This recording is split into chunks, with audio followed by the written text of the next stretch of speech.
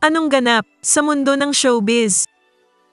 Nag-viral sa social media ang mga larawan ni Daniel Padilla at Andrea Brillantes na kuha sa Spain sa gitna ng paghihiwalay ng aktor at ni Catherine Bernardo. Isang Facebook page ang nag-post ng mga larawan ni Daniel at Andrea na kuha sa parehong lugar sa Toledo at Seville, Spain.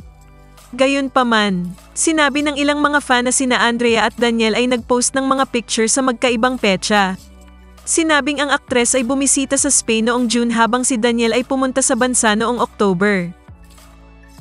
Nalink si Andrea kay Daniel matapos ibunyag ni OG Diaz na ilang beses na umanong nagkikita ng palihim ang aktor at si Andrea.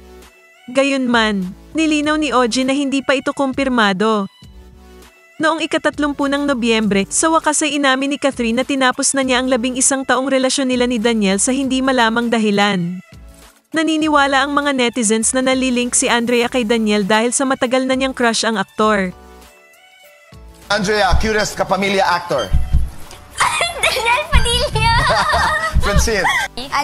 Si Andrea, nakamakailan lang ay nakipaghiwalay sa kanyang boyfriend na si Richie Rivero ay tahimik pa rin sa issue.